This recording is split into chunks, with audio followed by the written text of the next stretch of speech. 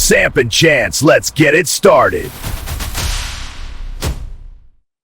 Hey, everybody, welcome back to another episode of Samp&Chance Wrestling. Hot off the heels of the Elimination Chamber, the road to WrestleMania is officially on, and I'm joined with my man, Mr. Chance Michaels, to talk about it all. So, Chance, how you doing, buddy? Pretty good. Yourself? Can't complain, man. It is Tuesday. It's a beautiful, well, it's great today, but it's nice. Can't complain. First things first, very quickly, Chance, I don't know if you know about this or not. I'm sure you do. The clocks go ahead this Sunday. Mm-hmm. But for the last time. Yeah, it was I'm not sure if I like that or not. I'll tell you why. What's going to happen is when we get to the wintertime, the kids are going to be going to school at 8:30 in the morning. It's going to be pitch black. So I don't know if that's a good idea.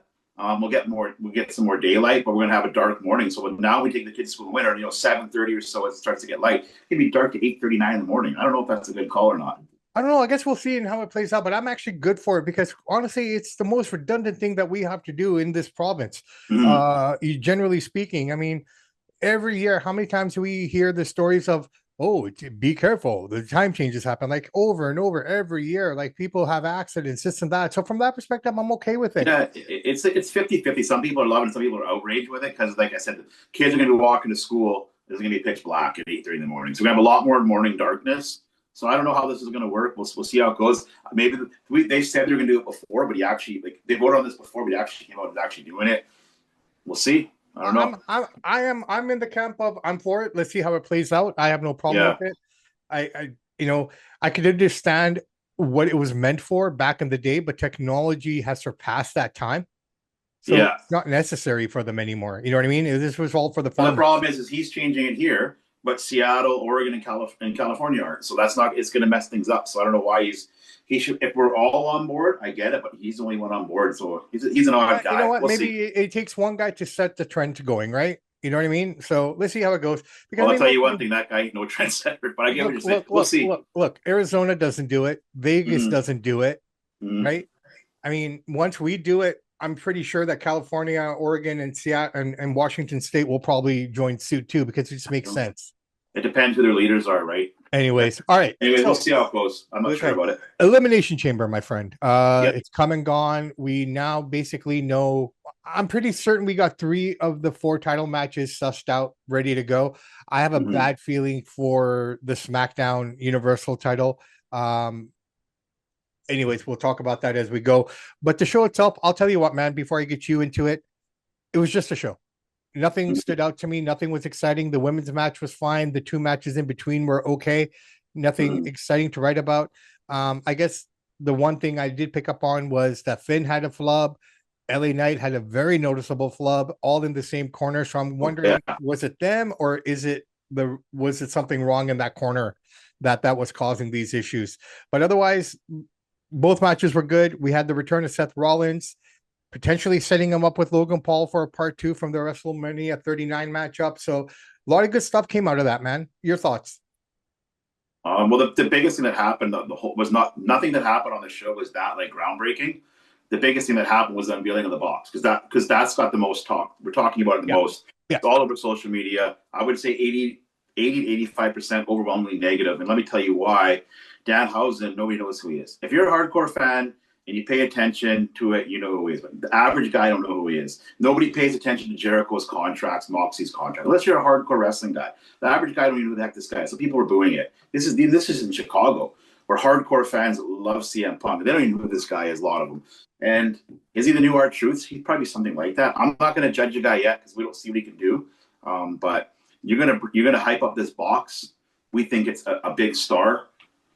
It wasn't a big star. It was a nobody. So far, he's a nobody in wrestling. We don't know who he is, and that was a major letdown. And the same thing with Royce Keys. You bring him out in Royal Rumble. We haven't seen him since. They said we have no creative plans for the guy. So why sign him? I guess they're mad because he lied about his age. That's some of the reason why they're punishing him. Either way, you should have verified the guy's ID. I don't know what you guys are doing out there. Just a total cluster. Look. In terms of Danhausen, okay, here's the story on him very quickly, okay? He shot up in prominence in the indie scene during the pandemic and after the pandemic and was noticed by AEW. They brought him in, okay? and he was doing great stuff. Like for what he is and what he is as a character, he's really cool. So go check out some of his old stuff that he was doing. It's pretty funny. It's pretty good And stuff. that's I have no problem with him coming to WWE, but you don't bring him out like that. We No, had no, no no. vignettes, we had Right. no backstage. I That's not get how you that. introduce a character, Yeah. right? So this is the problem: is that they're booking shows for themselves.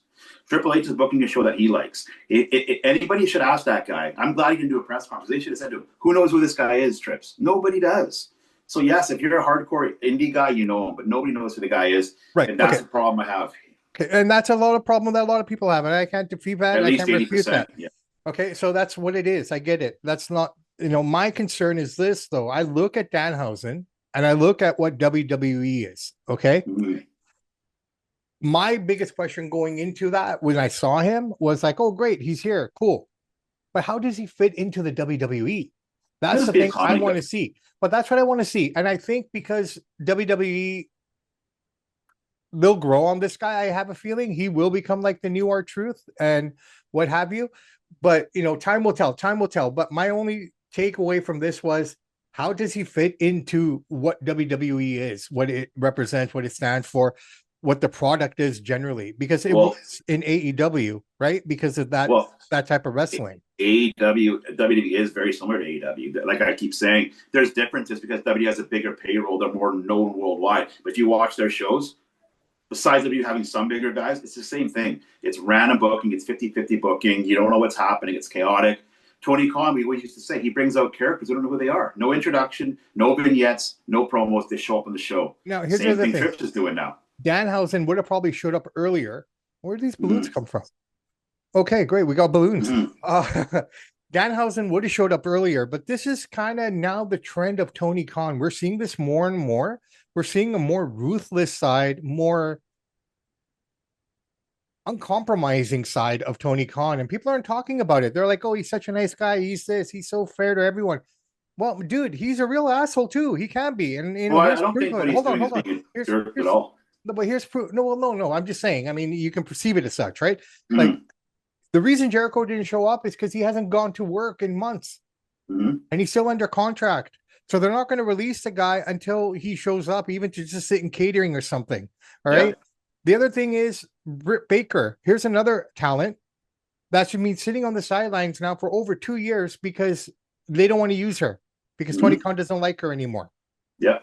Okay. So she's losing her career. They did the same thing with Danhausen. He was on TV for a year. He had a falling out with Tony Khan, and Tony made him sit in the back for 2 years until they released his contract. And as he should. Here's the thing. No, I don't have a problem with it. But why should he release Chris Jericho? Like, why? So you can go to the other company, make some money. No, you signed a contract. You didn't honor your contract, Jericho. Show up and finish it up.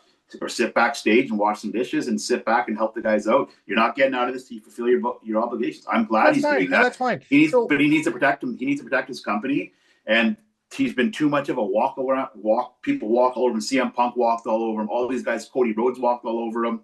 So he's saying, you know what? On your contract, or don't show up in WWE. Simple. I'm good for you, Tony. Good for you. Finally. It's fine. I don't have a problem with it, but people got to stop expecting these people to show up now that they know this. But that's what I'm saying, though. Unless you're in that hardcore world, nobody, like, we were saying Jericho and all these guys, but the average guy just wanted to see somebody come out of the box that they knew who he was. It doesn't have to be Jericho, Mox. It could have been anybody of notoriety. Danhausen has no notoriety, and it was a total letdown. They should have brought him out a different way.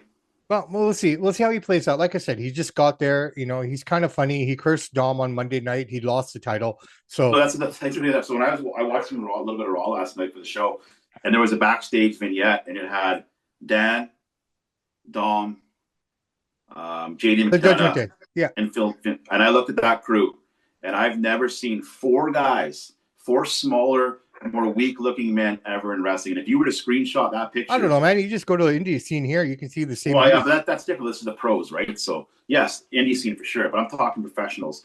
And you take that screenshot and you go anywhere you want. Show anybody, a random guy in the gym, a random guy. What do these guys do for work? I don't know. This guy works at Trader Joe's. This guy's a landscaper. They don't look like wrestlers. And I saw that crew and I thought, this is so sad to have these kind of guys out there as a crew. And we're supposed to believe that these are legit wrestlers. And it's tough to swallow because it's so unbelievable. For all the guys who don't like it, there's equally the same amount of people who do like it, right? I mean, the way Well, I kind no, of look at it that's not now, true. everyone for all the no, dude, all the things that you like, there are people who It's don't not like. about what I like. I'm going by No, the no, ratings dude, and what the no, reaction it's is, not. I'm right? not saying you I like specifically. Dom. I'm just saying people in that realm who think that way. There Mm-hmm. are other people who think the opposite, and vice versa, right? It just Yeah, I looks know, but close. that's not what I'm saying. It doesn't matter what I like, right? I like Dom. Does he look like a wrestler? No, he doesn't. He does not look like a wrestler. He's skin and bones. Now, what I'm saying is, this is why the numbers aren't increasing; they're decreasing because these kind of characters are not believable to the regular person. Doesn't matter what I like. You got to book a show for casual fans because guys like Joe Monroe and the Wizard, they'll watch anything. You could put two ladders in the ring and they would watch it because they say it's wrestling. But to actually get people to watch, you got to be believable. It's got to be believable characters. And Danhausen is not a believable character to come out of a box. He just doesn't sell. No, it's That's better what than I'm the saying. Goobly Gooker. He's kind of like that. He's sort It's of on better that than the realm. Goobly Gooker, though. I'll Yeah. give it that. But look, So like I said, I don't know how he fits in still. I'm still kind of pondering that. That's my biggest takeaway from it. Like he's there, great, but how does he fit into the program? That's what I'm going to and you think. know what, dude? They have no idea either. They even tell you on the Unreal, we don't know what we're doing. We don't know. They don't know either. They make it up as they go, and that's why the show is discombobulated.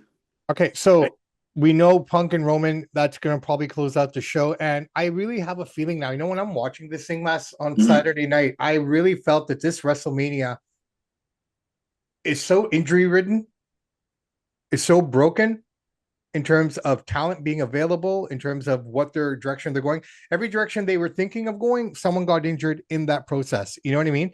Like right now, Bianca and Jade was supposed to headline that side for the women's match, but they broke up Rio because they didn't have anyone else. They had to put Rhea there. This is Rhea's now 5th straight title appearance, and she deserves it. She's worked hard. She's good for the spot. She's probably the best person to be there. But if I had to pick someone else, I was kind of hoping Raquel could have been that one. But you would have had two heels there, right? So, Rhea winning, fine. I didn't have a problem with it. That was okay. But here's the thing I'm looking at. I look at CM Punk's entrance in Chicago. Okay. Now, here's the thing. You shit on Punk. A lot of people shit on Punk and whatnot, and that's fine. That's your opinion. I get it. But here's the reality of it. The dude sells merch. This dude sells out stadiums. Even when he wasn't there for 10 years, everyone was chanting his name. That all being said, did you realize that was the first time he ever fought at the United Center? Well, I heard about that on Raw, but I wouldn't say he sells out stadiums because he's the champ. But in Chicago, of course, he's going to sell it out. No, I no, no. hope But so. in general, like people chant Well, his not name really. wherever they go. He's headlining WrestleMania. It's not sold out. I get it. The tickets are expensive, but he's not selling it out. So we can't say CM Punk sells out stadiums because he can't sell a No, WrestleMania. no. He sells arenas out. He does his part. Some of them, He's good. Yeah. So, not all Raws are sold out. Since he's been champ, this is the first Raw that's been sold out. So he doesn't sell out arenas. In his hometown, he does. Has he sold out arenas before? Yes. He's a draw. Nobody's gonna say he's not. He's not a mega draw though. you're the kind of guy, He's man. I feel that if he saved a baby out of a burning building, you find something wrong. Well, I'm just telling the facts. He doesn't sell it every stadium. Doesn't Okay, it so doesn't anyways, I don't base the show on what I like, but I'm just telling you the numbers is that yes, he sold at United Center, good for him, it's his hometown. Last Raw before that wasn't sold out. So he doesn't sell out stadiums. he Some sells stadiums he mad does. merch. He's always making money for the company, Yeah, man. he sells a lot of shirts, yeah. Okay. So look, I look at it this WrestleMania, I almost get a feeling it's like a bon voyage adieu kind of a deal because I feel that after this Mania, Punk is pretty much done. Right? This is I don't his know about launch that. run. He says he wants to go 3 years. He's kind Yeah, of he controlling says the he show. does that, but I don't think it's going to happen. I really feel that after WrestleMania, he might have a couple more months, but he's winding down, man. It's coming to an end here. I almost I get don't this think so, dude. WrestleMania. I think this Not with Punk. WrestleMania is turning into more of like a nostalgic WrestleMania. Now, the only problem I have with Mania right now is what they plan to do with the Universal title. Well, hold on before we get to that. So I wouldn't say yes, you're right. It is a nostalgic WrestleMania, not by choice. Some of it's because of injury, but some of it is because of this. They just can't develop characters and stars. Their mid card is so weak that they have no way that they can really elevate up. If somebody goes down wrestling, people always get injured. Somebody goes down. You have to have the next man or woman come up and rise for that. They're all the guys main eventing are in their late 30s, early 40s. And they don't have any young guys on the top brass because they can't develop characters and stars. That's what's killing WWE. So they got no choice but to go back to the old guard, and they can sell it as well. This could be a farewell, but really they have no plans. They just have no creative. Well, I like the future. I think the future is bright with Trick, Logan, and all these guys. So I mean, as we progress further, after this WrestleMania, I think we're going to start to see a lot more change and with the guard and everything. So, and one more thing on the Punk Roman thing, that was a pretty good promo back and forth. yeah, I thought Roman got him because Roman had this one line that is so true, and it was. I mean, I'm glad he said it because Roman and Punk represent two different kind of people, right? You got the CM Punk people; they're the comic book guys, Star Trek, the nerdy guys, like that kind of crybaby kind of guys, so to speak. Roman Reigns represents the jock. And what did Roman Reigns say? What did he say? You only got 30 to 40-year-old virgin fans or something. You're here to appease the 30 to 40-year-old virgin fans. That right there encapsulates what CM Punk is, right? And it was so great how Roman did that because it's a bit of a shoot and some truth to it. And you got two different representations of people, right? And then CM Punk said, "I'll bury where your father is." I mean, that's cheap heat. But Roman's line was actually pretty creative because it's actually true. CM Punk's line we know is not true, but Roman's line had struck a chord. And it was a big reaction on the internet because it's kind of dividing the fan bases, you know. And I yeah, like yeah. it. Well, It's that's good. what they need to do, right? I mean, because in a way, CM Punk represents the nerds. The best way to put it. sure. There's nothing wrong with that, but that's just what he is, right? Yeah. Okay. So we got that going on, but here's the Mhm. problem I have with this particular match coming up: Randy Orton versus Drew McIntyre. Dude, this is going to turn into a fatal six-way, I think. It's possible. I don't know what they're doing with it. No, it is. If not, it's going to be a five-way. I have a feeling they're going to jump a whole bunch of guys in this thing because now we have Cody versus Drew for the title on Friday, which will end in disqualification, obviously. Mhm. Jacob's going to interfere. Worst comes to worst, this thing's going to change into a fatal four-way. Now, Possible. well, it's probably going to happen, dude. This is the way it's Yes. going. I wish it wasn't the case. I want Drew and Randy alone. That's the match to have. It makes more sense. If you're going to close on night one, you have him and Randy go, and Randy wins. Randy should win. All right. Yeah. Because the fact of the matter is, if they are planning to have Randy catch Cena, he needs this title. He needs to get this one here. And he hasn't been a champion in a very, very long time. And if you look at his gear that he wore on Sunday night, it was a throwback to the Evolution gear. Yeah, I don't know if that's their plan to have Orton beat Cena. We don't know. It's hard to say. Maybe if you're going to call Cena your GOAT, then you can't have his record be beat unless you want to call Orton your GOAT. We'll have a different GOAT every couple of years, I guess. But I don't know. It's hard to say with these guys because they're so 50-50. So I try not to fantasy book with this regime. Orton's been around longer, even than Cena. Mm-hmm. So I mean, it makes kind of sense. It's something. But he's not as popular, though, right? So no, I don't know. I get it. But I mean, if they're going to do it, this is the closest guy to do it. There's no one for the next 20, 30 years who will come close. Yeah, I don't know what they're up to, man. I don't think they either. They're kind of flying by their pants. Same with sticks. Look, dude, wrestling is flying by its pants, man. It doesn't matter where you go, what you watch. They're all flying by their pants, man. All right. So we're on the road. We'll figure things out as we go along here. We'll get more details. But the one thing is that I don't understand here. Before we go to AEW is Gunther. You booked him as one of your biggest stars, right? He retired AJ, he retired Goldberg, and he retired Cena. Those are three legends, right? You have no program for him. As it stands right now, you have no match. Maybe he'll wrestle. I don't know who he'll wrestle, but he's going to have a big name. But how can you have this guy that you built up so high to sit there and flub around in the mid cards? Like, this guy's a career killer, and you got nothing for him. Where's the creative? Let's see where they go. Let's see where they go with it right now. I mean, he did bad damage to Dragon Lee, beat him up pretty bad. So I mean, they're keeping him consistent in that vein. His big moment will come at SummerSlam when he retires Brock. Yeah, but that doesn't matter. We're talking about WrestleMania coming up, right? I we'll worry about that then. But right now, up until then, yeah. So they'll figure it out. I mean, we still have time. If he's even on the card, I don't even know. Okay, he will be. But I'm saying if he doesn't, but look, who's Oba? Does Oba have an opponent? I don't know yet. I don't know. I'm not trying to fantasy book. I think right now for Brock, it's probably going to be LA Knight. But that doesn't matter, though. We're talking about Gunther. I'm just saying. I understand. I'm just trying to think of other guys that could potentially go with them and where they're lined up with, right? But whoever they put, it doesn't matter who they put against Gunther. You're not using the guy properly. He just had this most dominant run last year, beating all these legends, retiring all these mega stars, and you're gonna mess around with Dragon Lee. Well, he Really? has no one to retire right now. So let's see who's You don't next. even have to have a retirement. Just fight a good guy, a big guy, and get the program going. Because Gunther's supposed to be one of your top guys, Okay, and now so he's like I faded said, right down the mid card. 46 sleeps, man. We still have a long way to go. Let's see where they go, right? So No, I know what I'm saying. Like this is at this the this moment, could, yes. At the moment, sure.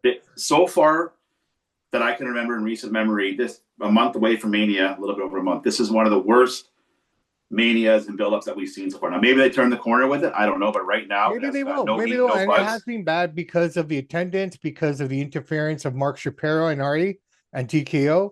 The ticket prices are horrible. This is Yep. making them run all over the place. It's just not one thing, man. There's so many different Oh, I know it's a concepts and cluster. things that Yep. making this all fucked up. And TKO is behind most of it, to be fair. Whatever the case may be, there's about 5 or 6 guys that are at fault, and this is the worst that I can ever remember. Right. But everyone WWE can't ever being. think for the same two guys over and over again. You need to look It's at all where of all them. the blame has to go. You have a bunch of wrestling guys. You have a bunch of guys that are wrestling guys, and that's including Triple H. Okay, Triple H, and the people above them that are making these decisions yeah, aren't wrestling guys, and they don't know what the fuck they're doing either. I agree. It's all of them. But the thing is, you can't But everyone have just hardcore keeps pointing on two guys. That's what I'm saying. Spread it because they run evenly the then. creative. Because Shapiro and Emmanuel said they're in charge of the creative, so he's gonna get the heat because the shows are boring. So he gets the heat for it, right? Somebody got to take the fall. You're a coach of a team. You win, you get the praise. You lose, you get No, I get it. It's what you've done for me lately, industry. My whole thing with like wrestling and Tony Khan and Triple H is they're mega fans. They just love the business so much. That doesn't work when you're writing a show because you're booking a show that you want to see. You guys, it doesn't matter what you want to see. You got it what the casual fans want to see. I'm telling you, man, by the end of this year, early next year, Vince is coming back. He's taking over WWE. He's going to make it private again. With him and the Saudis, they're going to buy it back. If that does happen, I hope the first thing Vince does is calls up Triple H and Road Dogg, get your bags, you're out of here.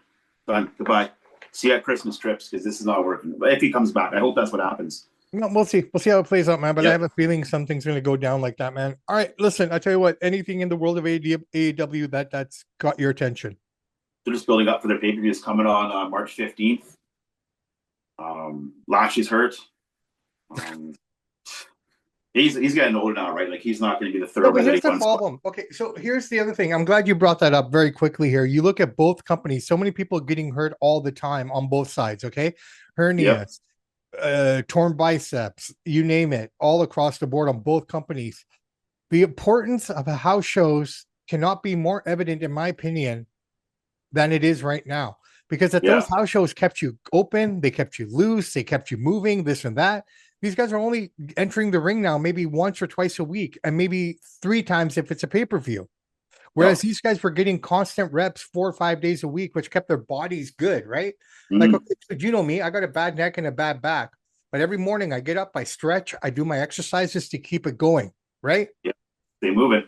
But they're not moving as much as they need to. You can train in the gym and stuff, but it's a different type of training when you're in that ring. You know this, I know this. Yeah, so March 15th it's Revolution, and so far the main event is MJF, Hangman Page, and Texas Death Match. Those are always fun to watch. They're always fun to watch, but how many times have we seen that match? Page? Not really. How many times have we seen that match, bro? I know. It's like a I'm just sorry. I'm sorry. Like, I get it, but you know what? If we're going to be fair and say we keep getting the same matches in WWE, well, you know what? That title picture is the same 4 or 3 guys always. Yeah. Right. You want to talk about not pushing up your mid card guys? Well, they're doing the same thing down there, right? Yeah. Oh, absolutely. Totally. Right. Andrade should be up there, in my opinion. Lashley should have been up there 6 months ago. Yeah. Right. But they keep going back to Swerve, Kenny, Hangman. Swerve, Kenny, Hangman. And MJF when he comes back from filming. Yeah. Right? Yeah, Hangman MJF, it's a big match. I love MJF's character, but it's getting stale. Crazy. Like, I like MJF's character, but it's getting stale. Mm-hmm. Right? But anyways. He's like, MJF reminds you like a Paul Heyman. Yeah. And it's kind of funny. MJF has the same promo every time, and so does Heyman. Oh, speaking of Heyman, he took the serious beating yesterday, huh? Yeah. He took a serious beating yesterday. Sorry? Yeah, he got the stomp from Seth. I hope it gets him off TV for a few months. He's very I think it gets him off TV till WrestleMania at least, and he should be good after that. But man, that was a great opening. One of the best openings that I've seen in Raw in a long time. That was good. My thing is that Logan and Austin, maybe you could say, but if you're gonna have Austin and Logan team up and go against the Usos, you don't need Paul Heyman standing there with them. You just don't. No, Logan's you just too don't. big. You Just don't. need You Paul. don't. No, you don't. Austin could use Paul if Austin's by himself. That's fine, but not Logan. Yeah. All right, brother man. I tell you, we've covered everything we can cover up until this point. Is there anything you want to add, or are you happy? Yeah, we got. It's a bit busy. What day are we going? We're going March. Hold on, I gotta pull up the exact date. Look, I can't remember now. One sec here. What's the date here? For a call? No, yeah, March 6th. We got that. Control. This Saturday. Control Chaos. No, this it's Friday. This Friday. Oh, okay, we cool. do Friday. So Where? That'll be good. What's that? Where? Yeah, Hastings Track, our home base. All right, cool. Inside the door. Yeah, look, Humble will be there. It's a good card. Last card is our best selling card we've ever had. Well, this one actually sold good. Tickets? Oh yeah, we're over nice. 250 sold. Oh, good. That's good. Walk-ups are big. We get about 100 walk-ups, 150. You know, it's just like certain shows buzz more and people show up, and then some weekends they don't. It is what it is. Indie wrestling. If you can get over 200 to 300, you've done a good show. The average indie show does about 150. There you go. So, guys and gals, they have nothing to do in Vancouver this weekend. Go down to Hastings, iconic Hastings racetrack. Don't know what's going to happen to that property. Hopefully, they turn it into a soccer pitch for the Whitecaps so they can get out of BC Place. But the ghost town there, man. Yeah, the horses, the ponies are gone. But man, ponies are gone. This casino, the casino is pretty empty. The bar is pretty empty. I was just there a couple days ago. Yeah. Well, evolution, man. It was me and Jerry, the only two people in the whole place. The casino was open, pretty quiet. There you go. Another reason why Vancouver is a no fun city. Now they took the ponies away. Been there since 1898. I'm surprised they wouldn't move them to like Cloverdale or something. So Cloverdale shut down a year. Cloverdale shut down a year before. There you go. So all the ponies a lot of the ponies from Cloverdale and Vancouver went to Osoyoos. No, they went to Osoyoos. Some went to Alberta. They might not do the Whitecap Stadium there. They might just wait a bit. We'll see. But we're there until they break. Once they break ground, we're out. Until they break ground, we're the only thing going in there. There you go. There you go. All right, Mr. Michaels. Expect a full report for the next show on Tuesday on what went down at CAW.